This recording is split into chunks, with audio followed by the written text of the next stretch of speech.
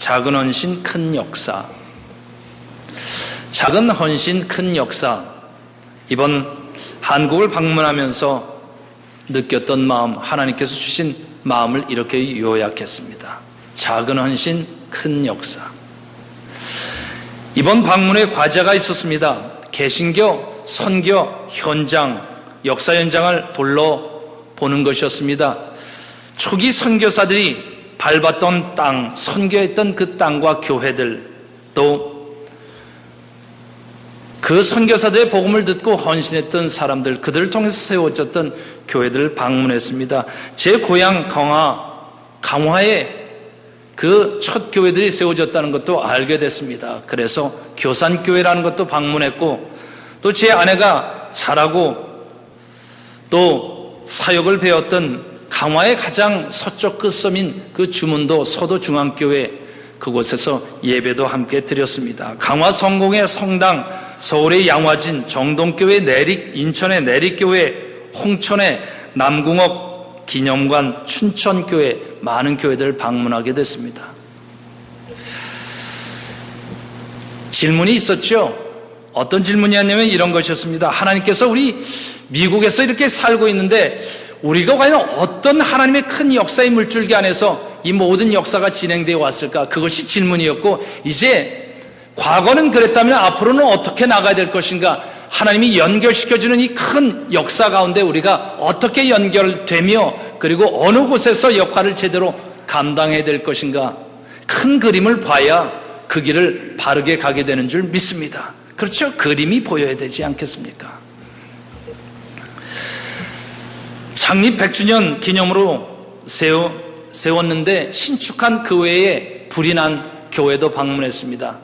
춘천교회, 다시 2년 만에 교우들의 눈물과 헌신을 통해서 10월에 얼마 전에 이제 다시 하나님께 예배를 드렸던 그 교회에 방문했는데, 그 교회 권호서 목사님이 이렇게 말씀합니다. 목사님 여러분, 제가 지난 2년 동안 평생 흘릴 눈물을 다 흘렸습니다. 우리가 그 교회 예배실에서 함께 기도하는 중에 대표 기도로 마무리하는 목사님 기도가 이랬습니다. 하나님, 교회가 벽돌로 세워주는 줄 알았는데 아니었습니다. 헌신과 눈물로 세워진다는 것을 알게 됐습니다. 감동이 있었죠. 몇 가지 느낀 것이 있었습니다. 첫째는 제가 나고 자란 곳 강화, 그 섬을 너무 모르고 있었다는 것이었어요. 하나님께서 1800년대 말 개화기, 그리고 이제 1900년대 들어가면서 일제치하 그 과정에서 하나님이 강화를 통해서 어떤 믿음의 씨앗들을 뿌렸는지, 어떤 사람들을 거기서 키워냈으며 세워갔는지 저는 너무 놀랐습니다. 제가 다닌 초등학교 앞 길상면 면 소재지에서 3.1 운동을 지켜냈던 그 길상 결사대가 일어났다는 것도 이번에 알게 됐습니다. 너무 몰랐던 거죠. 늘 밟고 다녔던 그 땅, 늘 호흡하고 있었는데 그 땅에 어떤 역사가 살아 있었으며 어떤 사람들의 눈물과 땀이 있었는지, 어떤 피가 흘려졌는지 알지 못한 채로 그냥 누리고만 살았던 제 자신을 발견하고, 한편으로는 부끄러웠고 한편으로는 긍지를 느꼈습니다. 감리교 선교의 기본 틀이 있죠.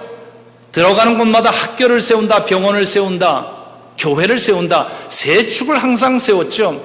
그래서 제가 늘 알고 있었던 것, 정동교회를 방문하면서도 그때 그 교회는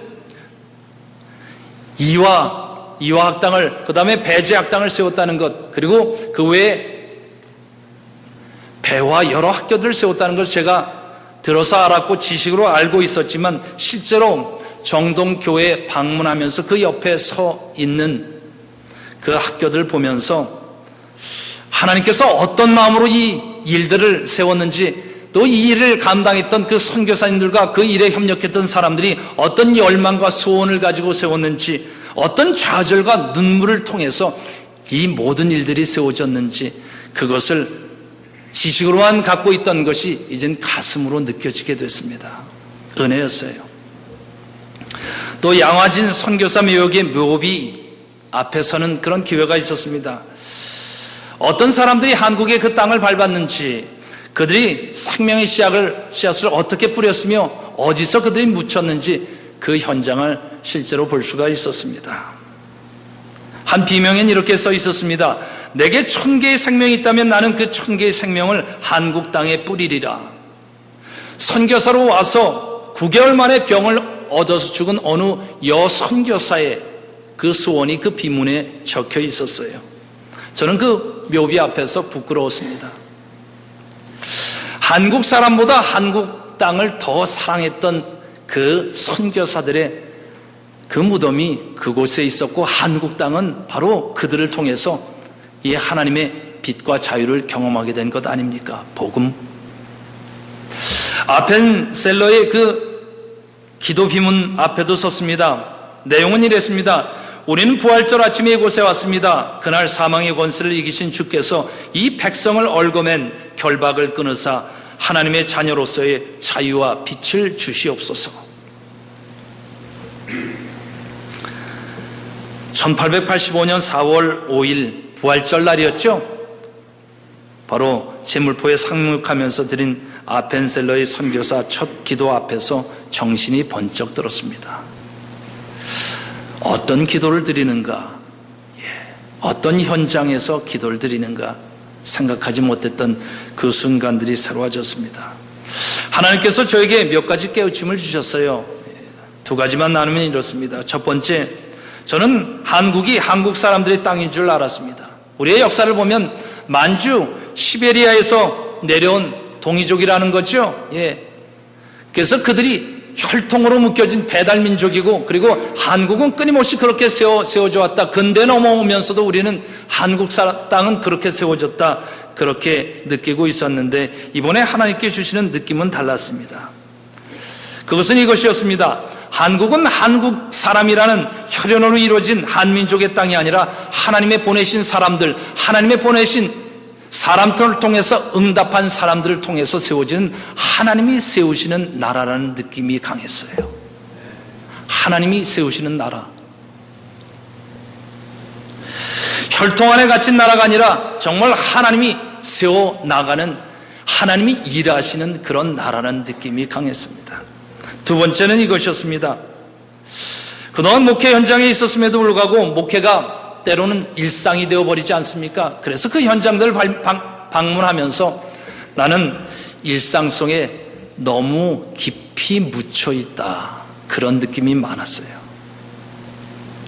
하나님께서 일하시는 영적인 맥을 알고 있었음에도 불구하고 오히려 사역의 현장 속에서 그것을 느끼고 있긴 있었지만, 역사의 하나님의 그 큰 문줄기가 어떻게 연결되는지 부지했습니다. 몰랐습니다. 몰랐기 때문에 오히려 무감했고 세상에 쉽게 빠져 있는 제 자신을 발견했던 것입니다.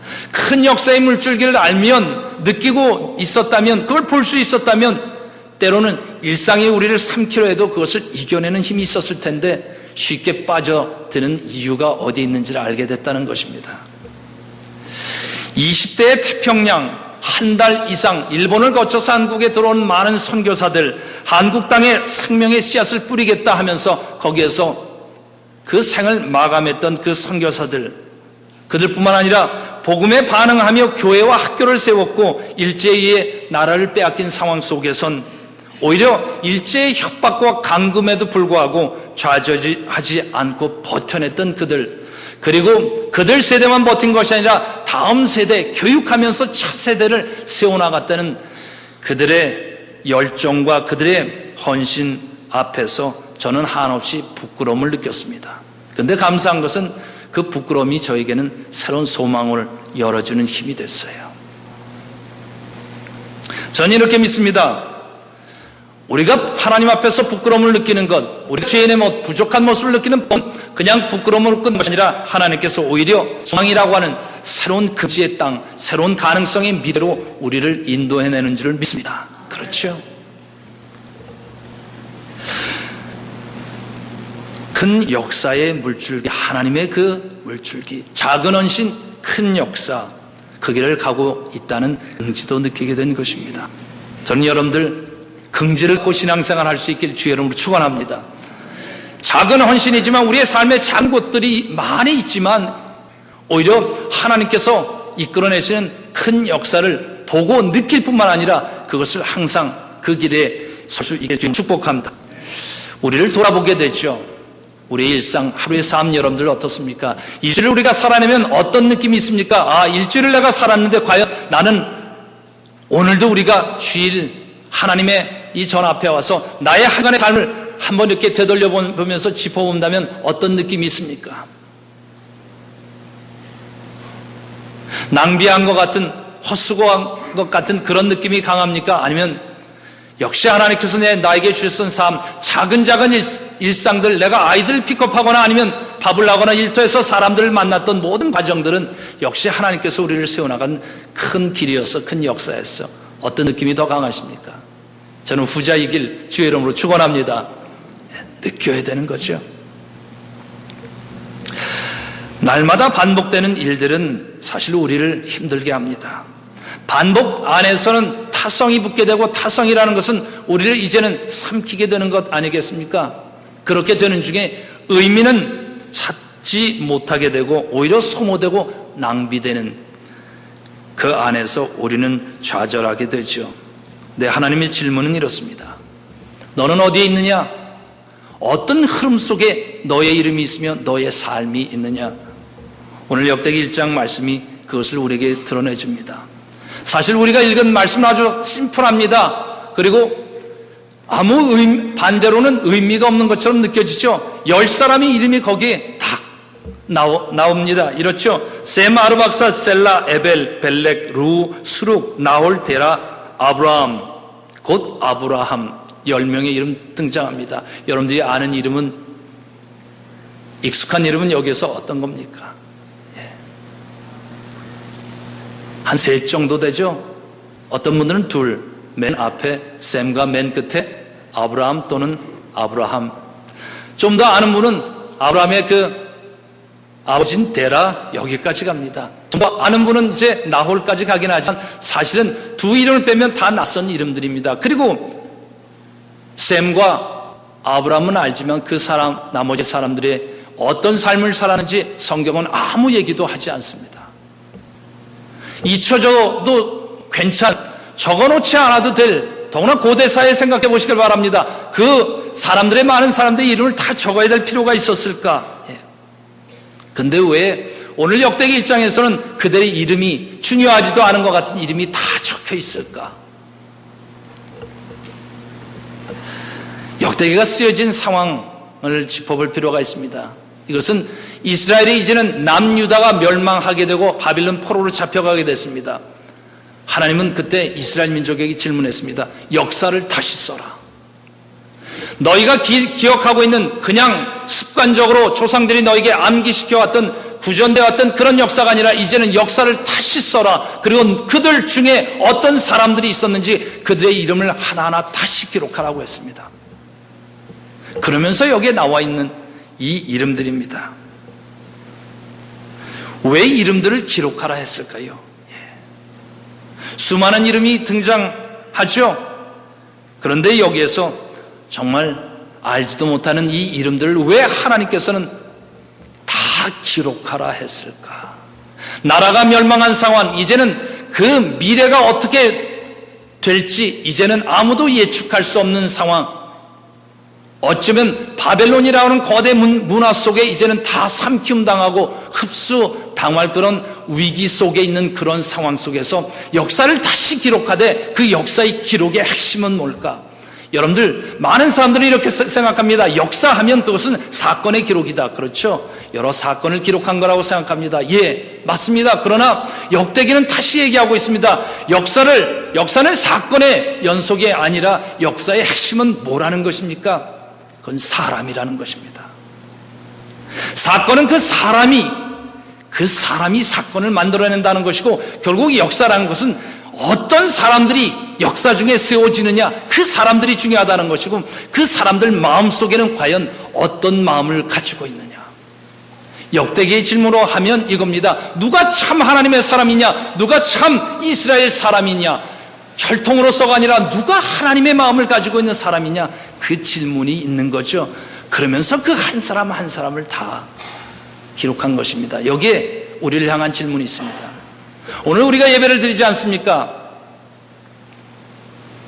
여러분들은 이 성경의 이름 중에서 셈, 아르박삭, 셀라, 에벨, 벨렉, 루, 스룩, 나홀, 데라, 아브람, 어디쯤 여러분들의 이름이 있습니까? 셈이나 아니면 아브람 쪽입니까? 아니면 아무도 알지 못하는 그 중간에 있습니까? 또 질문이 이렇습니다. 과연 하나님께서는 이렇게 질문하는 거죠. 내 속에서는 어떤 사람이 있는가? 내 속에는 세상으로 가득 차 있는 그런 사람이 있는가? 아니면 내 속에는 참된 하나님의 사람, 역대기의 질문은 참 이스라엘 사람이 내 속에 살아있는가? 아니면 죽어있는가? 이름만 가진 크리스찬인가? 이름만 가지고는 예수 그리스도의 제자인가? 아니면 진짜 살아있는 예수 그리스도의 제자로서가 내 속에 살아있는가? 하나님께서는 이 아침에 우리에게 그것을 질문하시는 줄 믿습니다. 네. 역사를 만들어 나가는 것은 사람이거든요. 자녀를 키워나갑니다. 그들이 직업이 무엇인가 하나 우리는 자꾸 거기에 집중합니다. 그것은 중요하지 않습니다. 그들 자녀들 마음속에서 어떤 사람이 세워지고 있느냐, 어떤 사람이 키워지고 있느냐, 그것이 그들의 미래를 결정하게 되는 줄 믿습니다. 그렇죠. 어떤 직업을 갖느냐는 것은 다음의 문제 아닙니까? 문제는 어떤 사람이 그곳에서 키워지고 있느냐. 우리 안에서도 마찬가지죠. 다시 봅니다. 셈, 아르박삿, 셀라, 에벨, 벨렉, 루, 스룩, 나홀, 데라, 아브람, 곧 아브라함.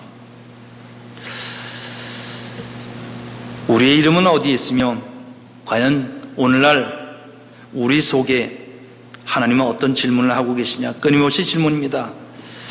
내 안에 세워지는 것이 정말 하나님의 사람이 세워진다면, 또 교회로 같이 모여진다면 하나님은 또 질문하는 것입니다. 너희는 함께 교회로 모일 때 그 교회를 통해서 과연 무슨 역사를, 어떤 역사 위에 서 있고 어떤 역사를 만들어내고 있느냐 하는 거죠.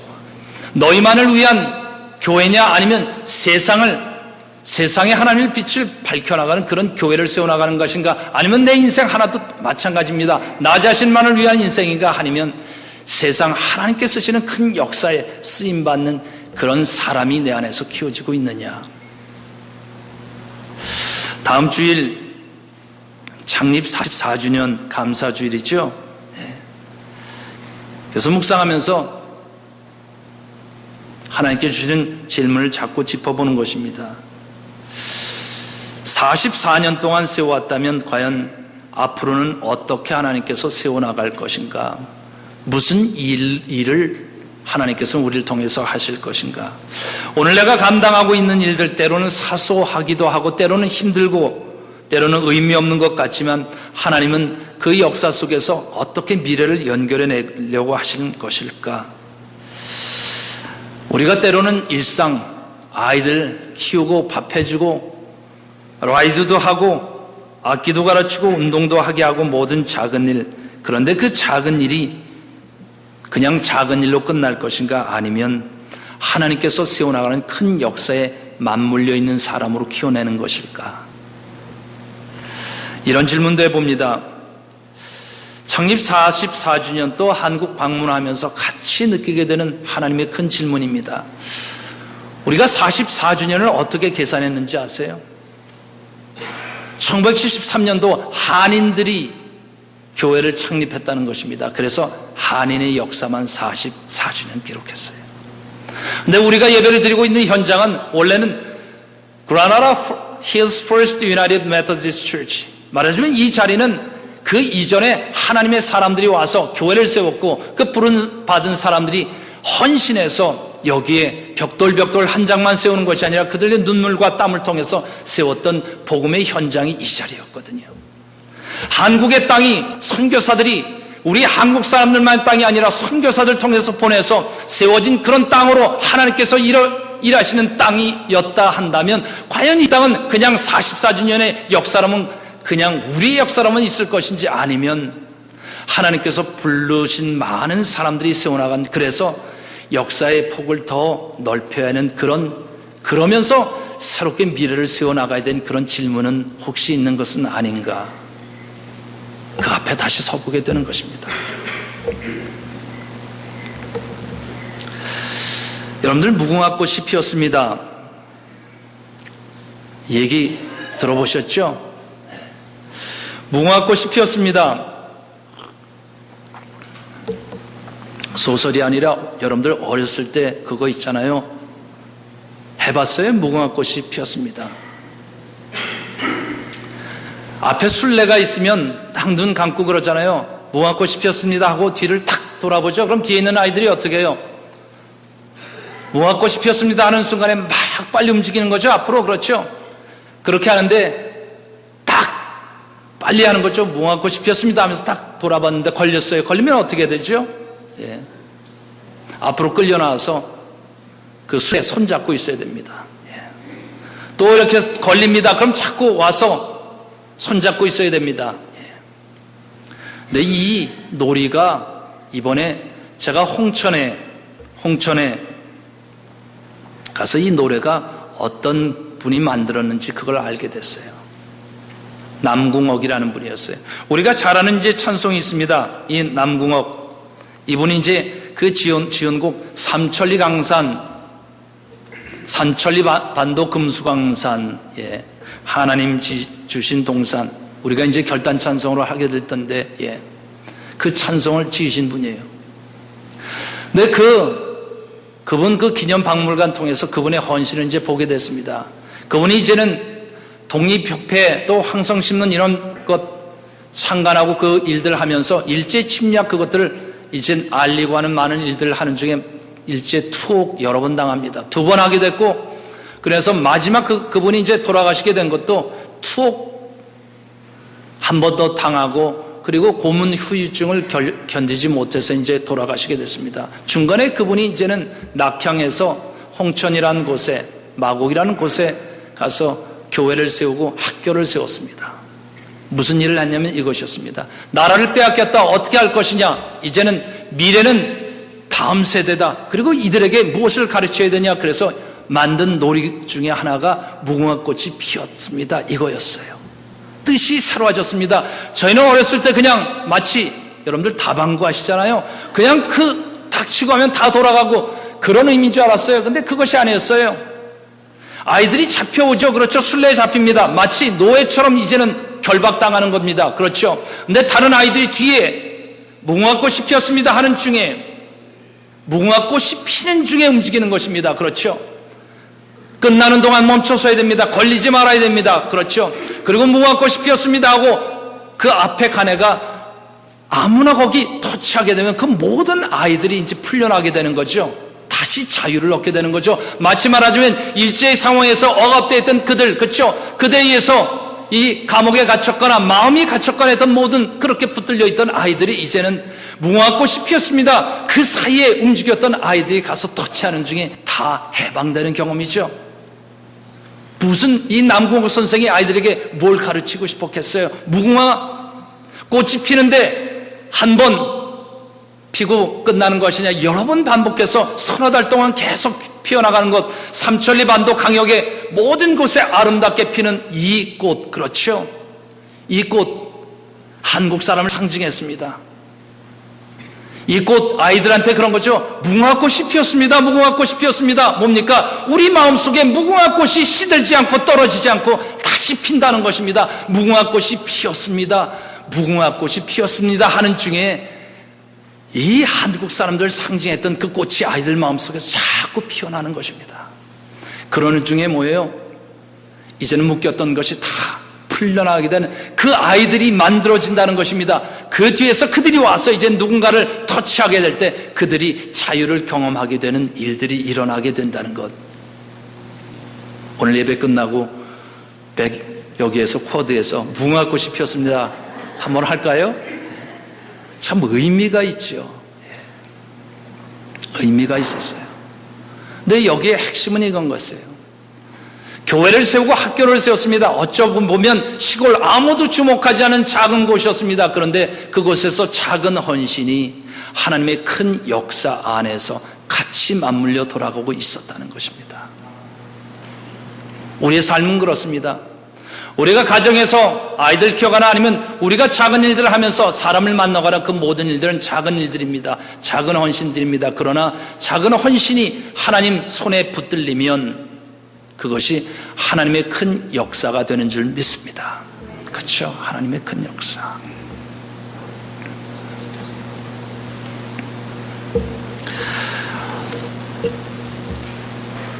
이 남궁옥이라는 분이 그가 이제 마태복음 9장 35절 추수할 것은 많되 일꾼은 적으니 묵상하면서 기도문이 거기에 적혀 있었어요. 내용은 이렇습니다. 주여 이 나이 환갑이 넘는 기물이 오나 이 민족을 위해 바치오니 젊어서 가진 애국심을 아무리 가혹한 일제 치하일지라도 변절하지 않고 육으로 영을 감당할 수 있는 힘을 주옵소서. 육신의 고문을 가하지 않습니까? 그러니까 육으로 영을 감당할 수 있게 해달라. 그가 그 젊은이들 향해서 이렇게 얘기했습니다. 독립은 반드시 온다. 나는 못 보아도 그대들은 독립을 볼 것이니 독립 이후의 일을 준비하시오. 우리가 준비를 하지 않으면 설령 오늘 독립이 이루어진다 해도 모든 일이 해결되는 것은 아닐세. 준비되지 않으면 작은 일들, 작은 헌신이 하지만 그것이 큰 일의 그 준비 속에 연결되어 있지 않으면 마치 우리의 삶도 그렇습니다. 이민 생활하면서 각자 하는 그 작은 일들이 그냥 작은 일로 끝나면 헛된 허송세월하는 것 같지만 그것이 하나님의 큰 일에 연결이 될 수 있다면 하나님의 사역 안에서 어떤 것도 버릴 것이 없으며 의미가 있고 의미가 있는 삶을 사람은 쉽게 지치지 않습니다. 쉽게 좌절하지 않습니다. 쉽게 포기하지 않습니다. 쉽게 화를 내지 않게 되는 줄 믿습니다. 그 능력이 있죠. 말씀을 마치면서 영상 하나를 보여드릴 겁니다. 이 영상은 살롬 장의 선교 영상입니다. 이렇게 연결했으면 좋겠어요. 한번 질문을 여러분께 드리면서 합니다. 한국에서 시작된 그 작은 헌신들과 하나님의 큰 역사, 그것은 우리 이민 땅에서는 어떻게 연결되는가? 샬롬 장애라고는 선교라고는 우리 교회도 서포트하고 있지만 이 속에도 하나님의 작은 헌신들이 어떻게 큰 역사로 이루어지고 있는가, 그것을 한번 발견할 수 있길 바랍니다. 한번 보시겠습니다.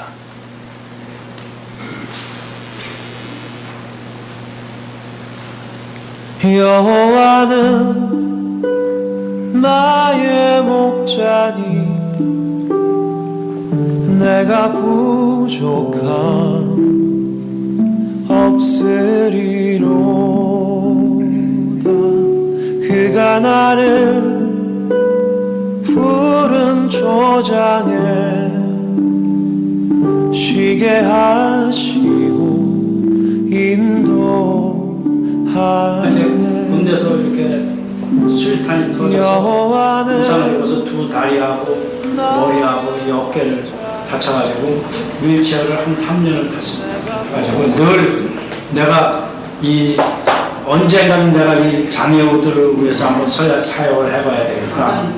그때 받은 은혜라는 건 제가 버스를 타도 탁탁 일어나서 여기 앉으시라고 한 사람들까지 다 나에게 은혜를 끼친 사람들이에요. 제가 처음에는 용기가 안 났어요. 그분들을 볼 용기가 안 나고 내가 할 수 있는 일은 그냥 자그마한 후원을 하는 정도로만 하겠다 하는 생각으로 오랜 세월 했었지만 어느 날 가게끔 됐었어요. 가지 않으면 안 될 것 같은 그런 마음이 들어서 갔는데 제가 그때 받은 감동은 정말 잊을 수가 없고 내 생에 있어서 굉장한 저의 용기를 줬달까, 그 어떤 정말 안 보이는 힘의 세계를 거기서 본 거예요.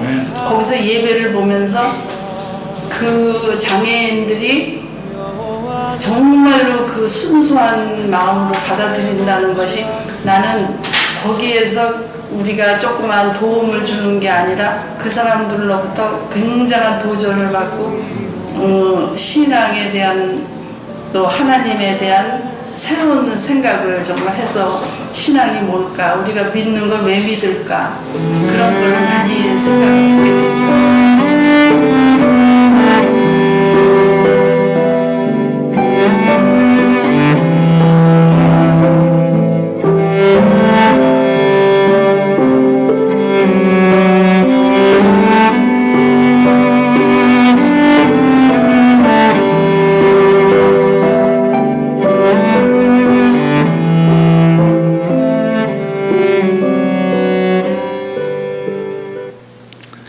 영상 중에 이런 고백이 있죠. 이상하게 그분들의 그 예배에 끌리는 힘이 있었다. 뭔가 신비로운 힘이 있었다. 그 힘은 과연 어디서 오는 것일까? 여러분들 생각해 보시기 바랍니다. 샬롬 장애 선교회예요. 선교회라는 것은 샬롬 장애인들이라고 하면 도움을 받아야 할 사람들을 압니까? 그렇죠? 교회 도움을 받고 그래서 그들이 예배하거나 아니면 서브 받는 것 그거 중심인 그런 사람들일 것 같은데 여기에 이름이 이렇게 붙은 거예요. 샬롬 장애 선교예요. 그렇죠? 선교라는 건 뭡니까? 이제는 말씀을 나누고 뭔가를 다른 사람들에게 나눠준다는 것입니다. 도대체 어떤 일이 이루어지고 있고 그 다음에 하나님은 왜 그 예배와 모든 곳에 신비로운 힘을 주고 계시는 것일까? 그 비밀은 어디에 있을까? 1999년도 6월 1일에 세워집니다.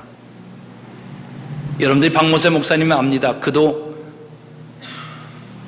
자동차 사고하면서 딸 둘을 다 잃지 않았습니까?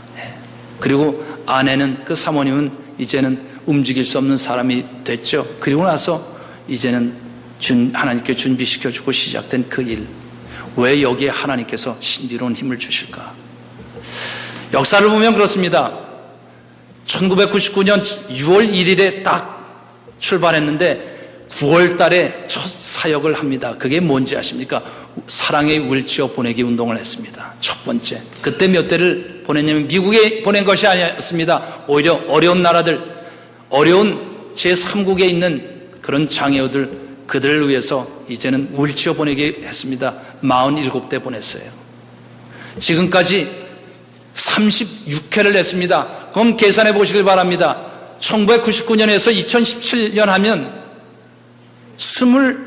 8에 1년에 한 번 하면 그렇게 되는데 36회라는 건 무슨 얘기죠? 1년에 2번도 보냈다는 얘기입니다. 34회로 보냈을 때 작년에 몇 대를 보냈냐면 1,500대를 보냈습니다. 계산하면 거의 300대 정도를 매번 보냈었던 거예요. 휠체어만 보낸 것이 아니었습니다. 딸려있는 많은 것들을 그 컨테이너로 보냈습니다. 그리고 그거 보내는 컨테이너 비용만 해도 몇만 불씩 들어가는 거였습니다. 한 번 보낼 때 단수가 6자리 정도 되는 거예요. 10만 단위로 그렇게 되는 일들을 냈습니다. 힘은 어디에 있을까? 선교사님들이 우리에게 와서 한국 땅에 와서 했던, 그래서 한국 땅에 복음의 씨앗을 뿌리고 그걸 자라게 했던 힘, 교육을 시키고 새로운 이 나라를 해방시키는 그 힘들 어디에서 왔을까?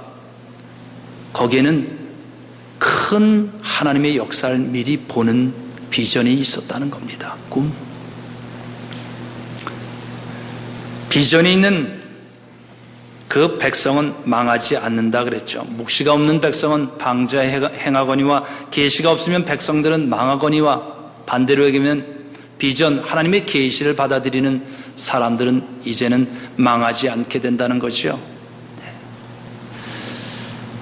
꿈이 있었던 것입니다. 역사를 보는 마음이 있었던 거죠. 역사를 이뤄나가는 하나님을 믿고 그 그림을 마음속에서 미리 선포하고 그것을 행했다는 것입니다. 생각해 보시길 바랍니다. 보통 사역은 이렇게 진행되죠. 우리가 어느 정도 세워지면 그 다음부터 하리라. 근데 미리 꿈을 세웠다는 것입니다. 일상이라는 것은 사실 우리를 늪처럼 잡아당기는 힘이 있습니다. 나중에 하겠다 그러나 일상에 빠지기 시작하면 나중에 그때가 돼도 우리는 아무 사역을 감당하지 않습니다. 왜냐하면 일상이 우리를 유혹하는 그 늪이 깊기 때문에 그렇죠. 빠지지 않는 유일한 기술은 미리 선포하는 거죠. 미리 하나님의 큰 역사를 보고 비전 속에서 미리 결단한 것이었죠. 거기에 그런 꿈이 있다는 것을, 그 비전이 그렇게 살아서 그 비전이 움직여 나갔다는 것, 그것을 알고 정말 감사하게 됩니다. 이런 사역을 여러분들이 같이 하는 것이거든요.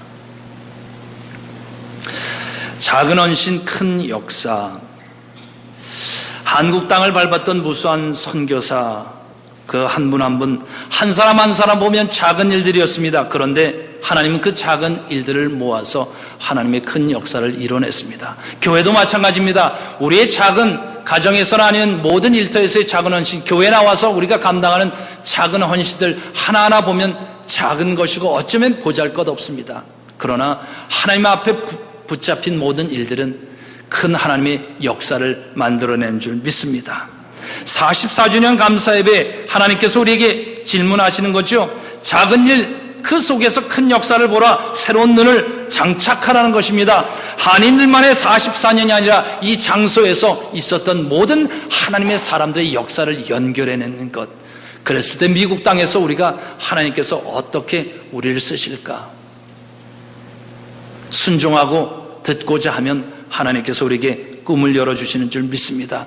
이런 마음을 가지고 우리 자녀들 키워나가는 중에 우리가 성장하게 될 걸 믿습니다. 이제 예배가 끝나면 우리는 다 작은 일로 돌아갈 겁니다. 그렇죠? 사소한 작은 일로 돌아갈 거예요. 오늘도 그럴 것이고 내일도 다 작은 일로 돌아가게 됩니다. 그러나 저는 믿습니다.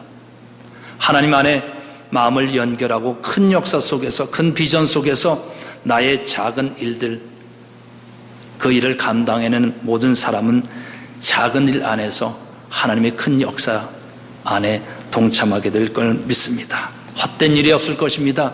낭비되는 일이 없게 될 걸 믿습니다. 그런 면에서 여러분 이번 주간 자신감 있게 확신 속에서 살 수 있길 주의 이름으로 축원합니다. 셈 아르박사 셀렛 에벨 벨렉 루 수룩 나홀 데라, 오히려 이름 없는 사람들, 그들이 아브라함을 만들어내는 그 연결고리가 됐습니다. 이름이 없는 곳에 하나님의 참된 역사, 작은 헌신의 큰 역사가 있게 되는 줄 믿습니다. 기도하겠습니다.